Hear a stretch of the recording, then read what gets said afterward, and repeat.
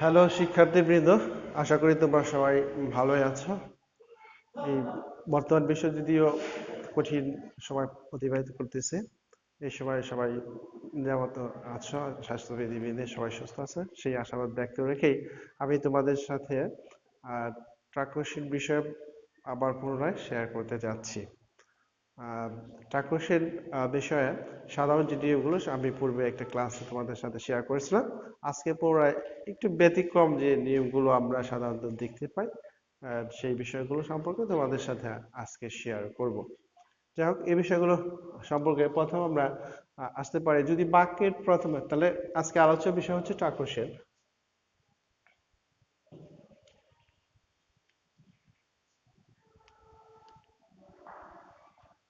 আচ্ছা, টাকসে যদি বাক্যের প্রথমে আই থিঙ্ক কি থাকে, আই থিঙ্ক থাকে, আই বিলিভ থাকে,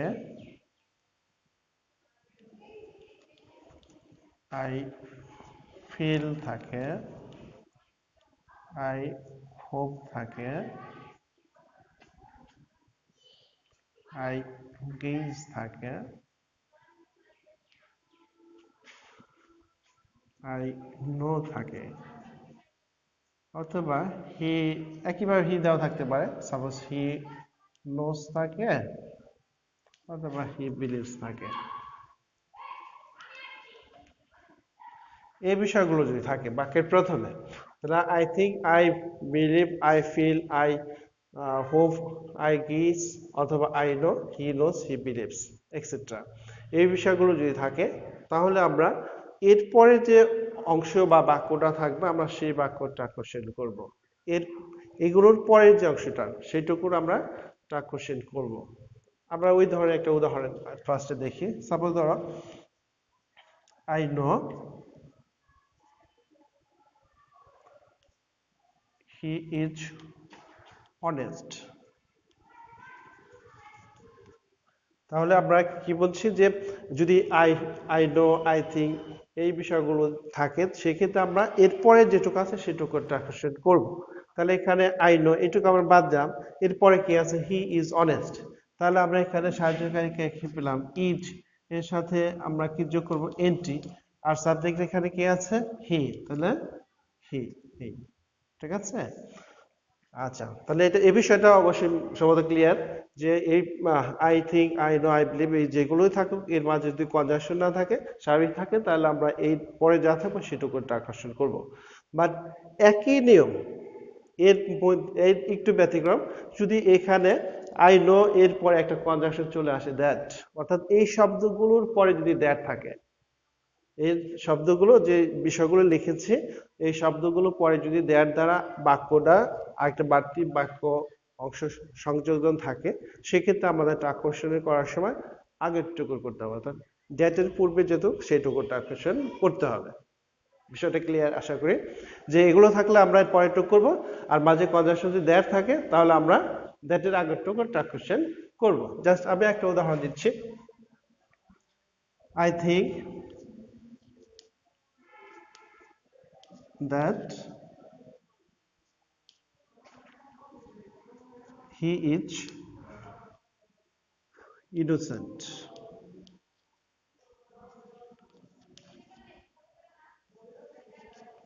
তাহলে একই সেম, জাস্ট এখানে কনজাংশন শুধু বাড়তি নিয়ে আসছে, দ্যাট কনজাংশন কি নিয়ে আসছে, দ্যাট। এই ধরনের বাক্য থাকলে আমরা কি করব, আগের টুকুন। তাহলে আগের ক্ষেত্রে আমরা আই থিঙ্ক, তাহলে বলবো আমি কোন ফর্ম আছে, প্রেজেন্ট ফর্ম। যেহেতু সাহায্যকারী অক্সিলারি নাই, প্রেজেন্ট ফর্ম আছে, তাহলে আমরা সাহায্যকারীকে দেব ডন্ট। এরপরে সাবজেক্ট আছে আই, তাহলে লিখলাম আই, ডন্ট আই। ওকে, তো বিষয়টা অবশ্যই ক্লিয়ার যে I know, I believe, I feel, I hope, I get, অথবা I know, he knows, he believes, এইগুলো যদি থাকে এরপরে সাধারণ একটা সেন্টেন্স থাকে তাহলে আমরা পরের টুকু কোশ্চেন করব। এই একটা উদাহরণ আমি অলরেডি দিয়েছি। আর যদি এর মাঝে কনজাংশন দ্যাট থাকে তাহলে আমরা দ্যাটের পূর্বের যে অংশ সেই অংশের কোশ্চেন করব। ঠিক আছে। আচ্ছা, আমরা এরপরে আরেকটা রুটে চলে যাচ্ছি। তারপরে ধরো যদি প্রথমে ইট ইজ আই অথবা ইট ইজ আমি আর না লিখলাম, ইট ইজ আই, অথবা ইট ইজ হি, অথবা ইট ইজ শি, অথবা ইট ইজ ইউ। এরপরে থাকে হু, এরপরে কি থাকে? হু। অর্থাৎ প্রথমে ইট ইজ আই হু, অথবা ইট ইজ হি হু, অথবা ইট ইজ শি হু, অথবা ইট ইজ ইউ হু, এই ধরনের বাক্য থাকে, তাহলে আমাদের হু এর পরের টুকুর যতটুকু সেন্টেন্স থাকবে সেইটুকু টেন্স অনুযায়ী আমার টাকুশি করতে হবে। তাহলে আমরা টাকুশি করবো কতটুকু? হুর পরে যেটা থাকবে সেই অংশের আমরা টাকুশন করব, অর্থাৎ সেটা যে টেন্স আছে সেই টেন্স ফলো করে আমরা টাকুশন করব। আর এখানে সর্বশেষ যে সাবজেক্টটা নেব, সাবজেক্ট নেওয়ার সময় আমরা ইট ইজ এর পরে যেটা থাকবে সেটা, অর্থাৎ আই থাকলে আমরা ইট ইজ আই থাকলে আই লিখবো, যদি ইট ইজ হি থাকে তাহলে হি লিখবো, সি থাকলে সি লিখবো, ইউ থাকলে ইউ লিখবো। ঠিক আছে? তাহলে আমরা টাকুশন করবো হচ্ছে হু এর পরের টুকু, আর সাবজেক্ট নেওয়ার সময় হু এর আগে যে সাবজেক্ট থাকবে, অর্থাৎ ইট ইজ এর পরে যে সাবজেক্টটা থাকবে, আমরা সেই সাবজেক্টটা সর্বশেষ নিয়ে যাব। ঠিক আছে? আচ্ছা, তাহলে আমরা একটা উদাহরণ দেখি। যেমন it is he who has done ইট। আচ্ছা, এই বাক্যটা যদি হয় সেক্ষেত্রে আমরা কি বলছি যে হু এর পরে টুকুটা আকর্ষণ করব। তাহলে হু আছে, হুর পরে আমরা একটি অক্সিলারি ভার্ব বা সাহায্যকারী ক্রিয়া পেয়ে গেছি কি? হ্যাজ। তাহলে আমরা সাহায্যকারী ক্রিয়া হ্যাজ লিখলাম, যেহেতু অ্যাফার্মেটিভ তাহলে আমরা বাড়তি যোগ করবো এনটি হ্যাজেন্ট, আর সাবজেক্ট বলছি হু এর পূর্বে যেটা থাকবে, অর্থাৎ ইট ইজ এর পরে, তাহলে কি আছে? হি। তাহলে আমরা এখানে লিখবো হি। হয়েছে? তাহলে হচ্ছে it is he who has done ইট, তাহলে এটা কোশ্চেন হবে হ্যাজেন্ট হি। ক্লিয়ার? আচ্ছা, আমার যেহেতু বোর্ডে আসলে স্থান সংকলন হবে না বিধায় আমি একটু মুছে মুছে দিয়ে পরবর্তী পর্যায়ে করছি। হ্যাঁ, ঠিক আছে? তোমার বিষয়গুলো একটু লক্ষ্য রাখবে ভালো করে।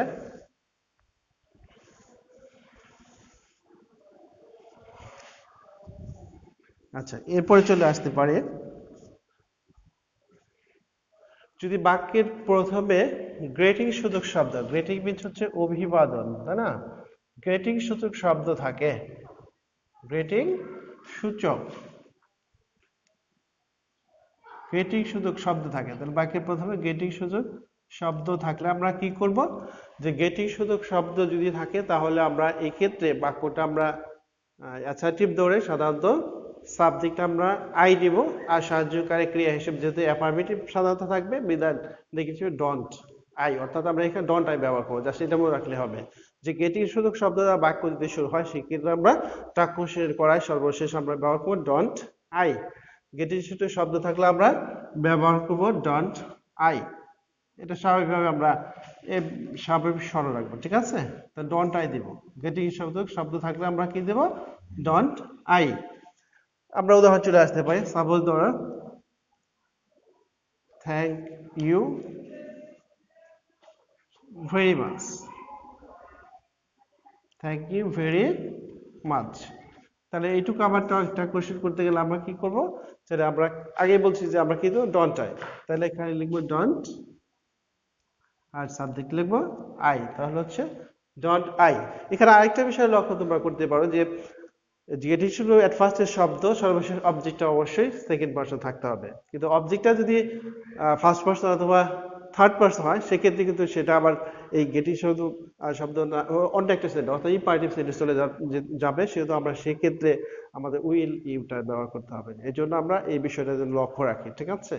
যেমন তাহলে থ্যাংক ইউ ভেরি মাচ, তাহলে ডন্ট আই, আমরা ডন্ট আই দিয়ে বাক্যটা করবো। ঠিক আছে? আচ্ছা, এরপরে আমরা আরেকটা বিষয় চলে আসি।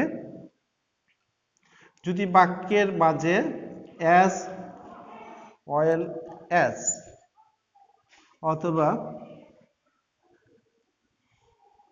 অ্যালং উইথ অথবা টুগেদার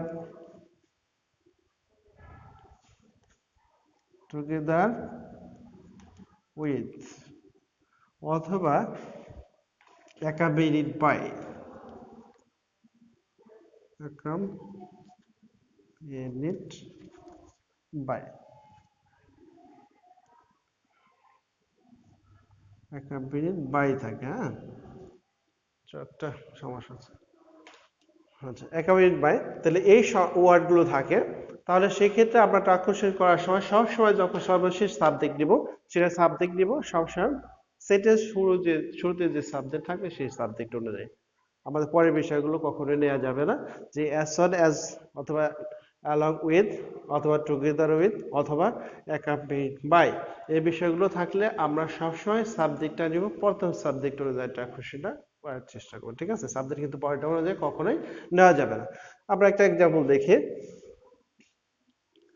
হি as well as his friends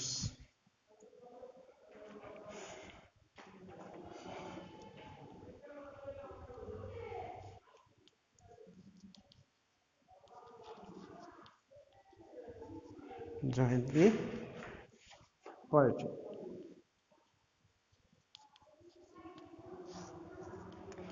তাহলে he as well as his friends join the party, সে এবং তার বন্ধুরা পার্টিতে যোগদান করেছিল। কিন্তু এই ক্ষেত্রে আমরা ট্র্যাক কোশ্চেন করার সময় কি লিখবো, টেন্স ফলো করব ঠিকই, বাট সাবজেক্ট নেওয়ার সময় শুধু সাবজেক্ট প্রথমটা ফলো করব, ঠিক আছে। তাহলে এখানে জয়েন যেহেতু পাস্ট ইনডিফিনিট, মূল ভার্ব পাস্ট ফর্ম আছে, পাস্ট ইনডিফিনিট বিধায় আমরা সাহায্যকারী ক্রিয়া নিব ডিডেন্ট। এখন বিটি বাক্য আছে ডিডেন্ট, আর সাবজেক্ট আমরা কি বলছি প্রথমটা দিব, তাহলে হি আছে, তাহলে আমরা লিখলাম হি। ওকে, আচ্ছা। তাহলে বিষয়টা মনে হয় সমস্যা থাকার কথা না, আমি আবার মুছে পুনরায় করছি, যেহেতু জায়গা হচ্ছে না বিধায় আবার বারবার এই বোর্ডটা মুছে মুছতে ফেলতে হচ্ছে, কিছু করা থাকছে না, ঠিক আছে। তো যাই হোক, এরপরে আমরা শিখবো যদি বাক্যের প্রথমে বোধ ডট ডট এন্ড থাকে, বোধ ডট ডট দেয়া এন্ড অর্থাৎ বোথ এন্ড থাকে, তাহলে এক্ষেত্রে আমরা সাবজেক্টটা কমন ধরে নিব দে, অর্থাৎ চাক্ষুষের সর্বশেষ যে সাবজেক্ট সেটা কি ধরবো, দে ধরবো, ঠিক আছে। আর যদি, আচ্ছা এটার একটা আমি উদাহরণ দিয়ে নিই তারপরে বলি। তাহলে বোথ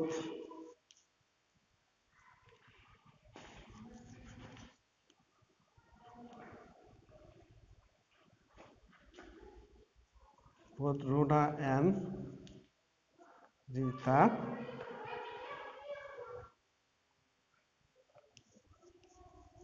টুক কফি। আচ্ছা, তাহলে এটার আমরা ট্যাকুশের জায়গাটাই সমস্যা হচ্ছে না, নিচেই করে ফেললাম, হ্যাঁ। তাহলে both Runa and Rita took coffee, তাহলে এক্ষেত্রে আমরা কি বলছি, সাবজেক্ট আমরা দিয়ে দেব। এখানে টুক মূল ভার্বের পাস্ট ফর্ম আছে, তাহলে আমরা সাহায্যকারী ক্রিয়া দিলাম ডিড, যেহেতু অ্যাফার্মেটিভ আছে নেগেটিভ করতে হবে, এটি যোগ, তাহলে ডিডেন্ট, এরপরে সাবজেক্ট আমরা দিব দে। ওকে, বোথ এবং অ্যান্ড থাকলে আমরা সাবজেক্ট সর্বদাই কি দেব, দিয়ে দেব। উদাহরণটা ক্লিয়ার রাখলে হয়ে যাবে, এটা মনে হয় সমস্যার কথা না, ঠিক আছে। এরপরে আমরা চলে আসতে পারি যদি বাক্যের প্রথমে অথবা বাক্যের মাঝে নট অনলি ডট ডট দেয় বাট অলসো থাকে, তাহলে নট অনলি বাট অলসো এই দুইটা যখন থাকবে, তাহলে আমরা শুধু এর পরের যে অংশটা সেইটুকুর ট্রান্সলেশন করব। বোথ এন্ড থাকলে সাবজেক্ট দিয়ে দিব, একটা ওইভাবে করব, কিন্তু নট অনলি বাট অলসো যদি থাকে তাহলে আমরা সবসময় পরের অংশটা কোশ্চেন করব, আমরা আগেরটুকু ফলো না করে, ঠিক আছে। আমরা একটা উদাহরণ দিই, সাপোজ ধরুন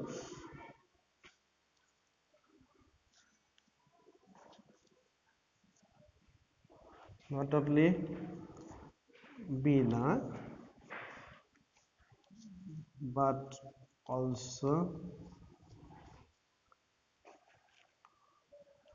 her friends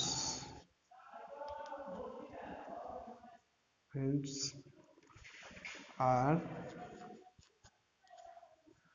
fond of sweets। আচ্ছা, এখানে আমি কিছু নট অনলি বাটনস থাকলে আমরা পরের টুকু অর্থাৎ বাটনসের পরের টুকু সেটা কোশ্চেন করবো। তাহলে বাটনসের পরে কি আছে, হারফেস আর ফন্ট অফ সুইটস।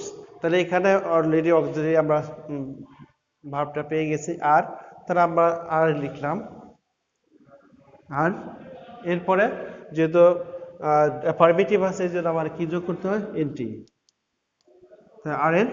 এরপরে সাবজেক্ট আমরা দিব কোনটুকু, পরের টুকু অর্থাৎ বাটনসের পরে কি আছে, হারফেডস, প্লুরাল নাম্বার আছে যেহেতু, তাহলে এখানে সাবজেক্ট আমরা দিব দে। ঠিক আছে।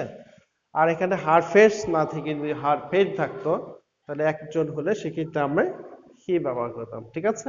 তাহলে এই বিষয়টা সমস্যা থাকে, অর্থাৎ সবসময় আমরা বাটনসের পরের টুকু করবো। সেখানে দেখবো যে আমার সাবজেক্টটা সিঙ্গুলার আছে না প্লুরাল আছে, সিঙ্গুলার থাকলে যেটা হয় সেভাবে হি বা সি হবে অথবা বস্তুবাচক হলে ইট হবে। আর যদি প্লুরাল নাম্বার হয় সেক্ষেত্রে আমরা দিয়ে দেব, সেই হিসাবে এখানে হারফেস প্লুরাল আছে বিদায় দে। ঠিক আছে। আচ্ছা, এরপরে আসো তাহলে আমরা আবার মুছি, বাবাই মুছে ফেলতেছে, কিছু করার নেই আমার।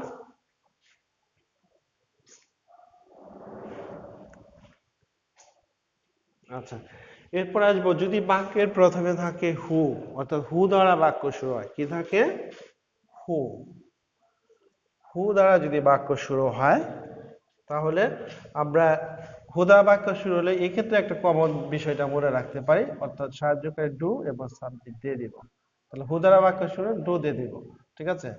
এটার বিকল্প অন্য কিছু স্মরণ করা মনে হয় ধরনের দরকার নেই।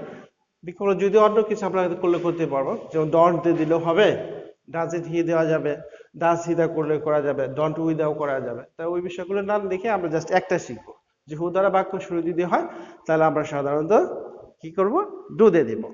আমরা একটা উদাহরণ লক্ষ্য করি, যেমন সাপোজ হু কেয়ারস। তাহলে এটা হচ্ছে একটা ইন্টারগেটিভ সেন্টেন্স। ইন্টারগেটিভ সেন্টেন্স যদি আমরা এটা মনে মনে অ্যাসার্টিভ করি তাহলে বাক্যটা যদি আমি লিখি নোবডি কেয়ারস, নোবডি কেয়ারস, তাহলে বাক্যটা কি, নোবডি, সাপোজ আমি বাক্যটা লিখলাম নোবডি কেয়ারস, তাহলে বাক্যটা কি হলো, আমার অ্যাসার্টিভ হলো।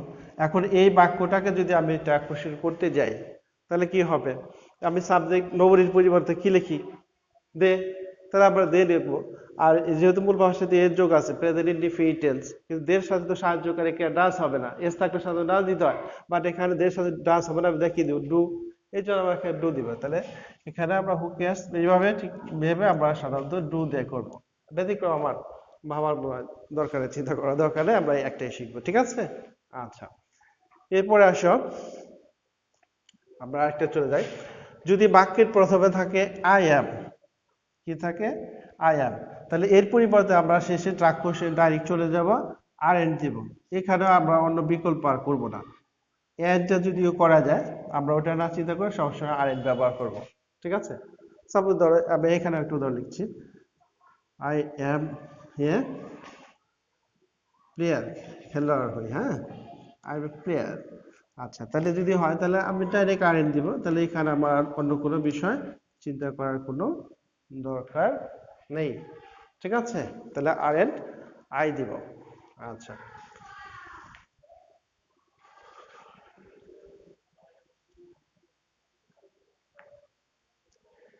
এরপরে চলে আসো, যদি বাক্যের প্রথমে থাকে দিস অথবা দ্যাট, দিস অথবা দ্যাট, এই দুইটা যদি থাকে তাহলে সর্বশেষ আমাদের ট্রান্সলেশন করার সর্বশেষ সাবজেক্ট আমরা নিব ইট, কি নেব, ইট। আর যদি দিস অথবা থাকে দোস, এই দুইটা থাকে তাহলে আমরা সাবজেক্ট নিব দে। তো দিস আর দেয়ার থাকলে লিখবো ইট, সর্বশেষ সাবজেক্ট। টেন্স অনুযায়ী তো আমরা ট্রান্সলেশন করব, ভার্ব যেভাবে চেঞ্জ করতে হয়, সর্বশেষ সাবজেক্টটা লিখব আমরা ইট। আর দিস বা দোস থাকলে লিখবো আমরা দে, দিস বা দোস থাকলে লিখবো দে।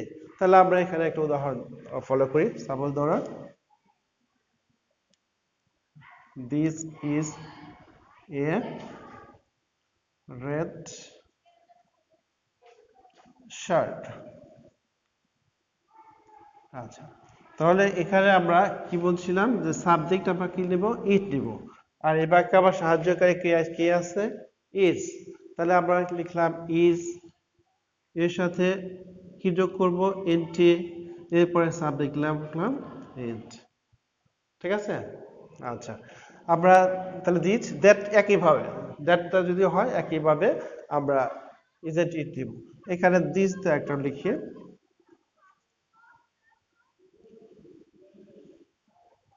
these are apples.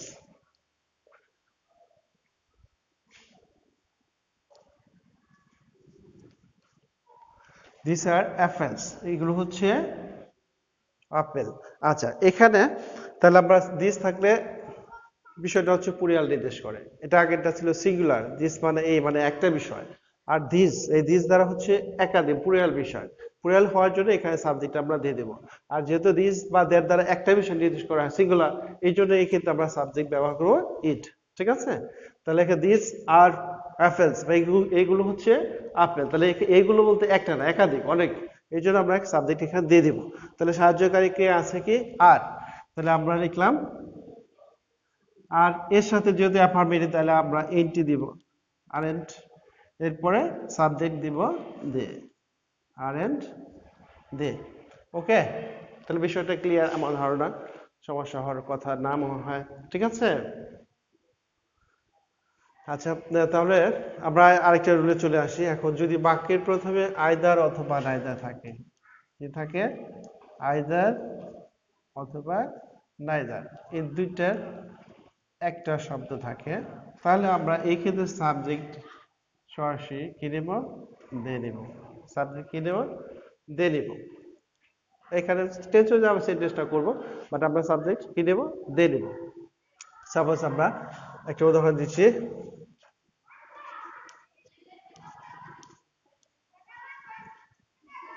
neither of the girls was present. আচ্ছা, তাহলে এই ক্ষেত্রে আমরা কি বলছি যে সাবজেক্ট আমরা দিয়ে নিব। এখানে নাইদার মানে নেগেটিভ শব্দ বোঝানো হয়, যে neither of the girls was present, মানে বালিকাদের মধ্যে কেউ হয়তো কি ছিল? উপস্থিত ছিল না। তাহলে এখানে নেগেটিভ হওয়ার জন্য আমরা কি সাহায্যকারী ক্রিয়া নিব। এখন এখানে সাবজেক্ট দিয়ে দিব, সেহেতু আমার সাহায্যকারী ক্রিয়াটা ওয়াজ না নিয়ে নিতে হবে ওয়্যার, আর সাবজেক্ট আমরা দিব দে। কি জন্য? বাক্যটা নেগেটিভ অর্থ প্রকাশ করে বিধায়। ঠিক আছে? তাহলে আইদার নাইদার। আচ্ছা, এরপরে আমরা আরেকটা বিষয় চলে আসি। কমন নাউন বিষয়টা আমরা সবাই চিনি, যেমন ফাদার, মাদার, সিস্টার, ব্রাদার, এই বিষয়গুলো। এই কমন নাউনের পূর্বে যদি কখনো দি দেওয়া হয়, সাপোজ ধরো দি ফাদার, কি লেখে? দি ফাদার, আমি লিখে দিচ্ছি। সাপোজ লিখলো দি মাদার অথবা দি ব্রাদার, অর্থাৎ কমন নাউনের পূর্বে যদি আমাদের কি লেখা হয়? দি দেওয়া হয়, অথবা দি বিস্ট। ঠিক আছে? তো এই কমন নাউনের পূর্বে দি যদি দেওয়া হয়, তাহলে এই ক্ষেত্রে আমরা সাবজেক্ট নেব ইট। সাবজেক্ট হিসেবে কি নেব? শেষে ইট নেব। ঠিক আছে?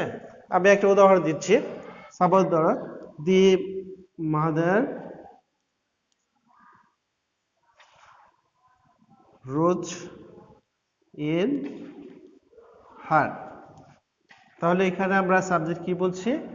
দি নিব, আর ইট নিব। কি যে এটা কমন নাউনের ক্ষেত্রে দি হওয়ার কারণ হচ্ছে এখানে মাদার বলতে মা আর থাকছে না। দি মাদার মানে হচ্ছে এখানে মাতৃত্ব বোধ, বিষয়টা বস্তু বাস্তব চলে যাচ্ছে, বিধায় এখানে সাবজেক্ট শুধু শুধু মাদার থাকলে আমরা কি লিখতে পারি? সি লিখতাম। বাট এখানে তা না লিখে বস্তুবাদক বিধায় আমরা লিখবো ইট। ঠিক আছে? তাহলে এখানে রোজ পাস্ট টেন্স আছে, পাস্ট টেন্সের জন্য আমরা সাহায্যকারী ক্রিয়া কি দিব?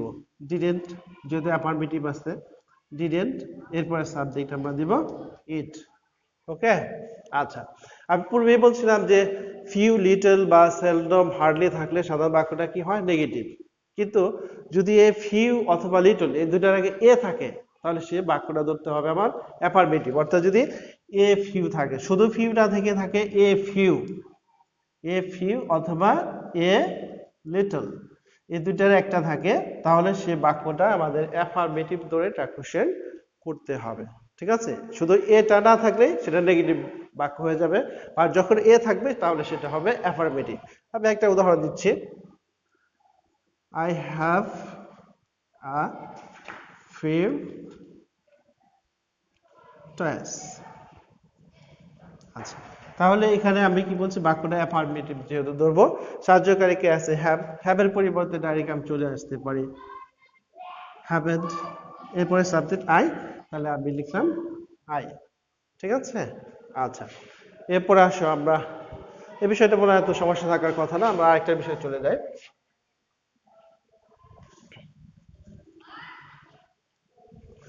যদি বাক্যটা কমপ্লেক্স সেন্টেন্সে থাকে, বাক্যটা কি থাকে, কমপ্লেক্স, কমপ্লেক্স সেন্টেন্সের ক্ষেত্রে সাধারণত মেইন যে বাক্যটা থাকবে সেই বাক্য অনুযায়ী আমাদের ট্রান্সক্রিপশন করতে হবে।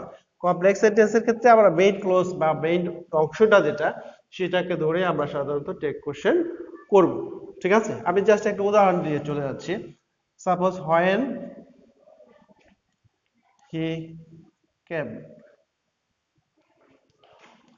I was reading.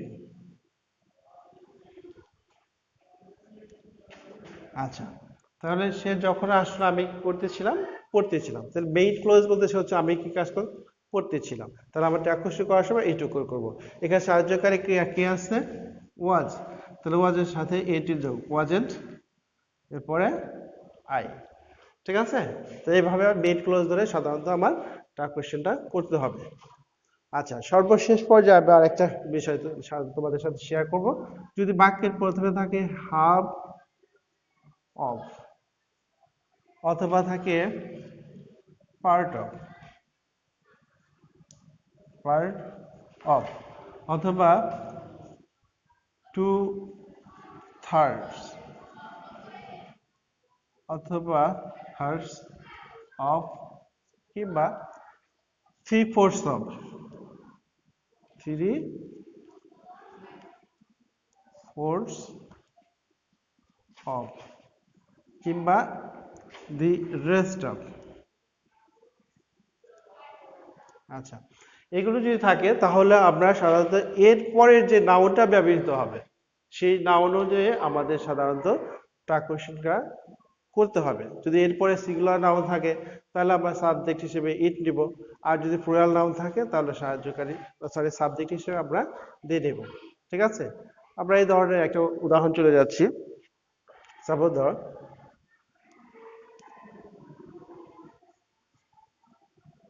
Half of the oil is missing from the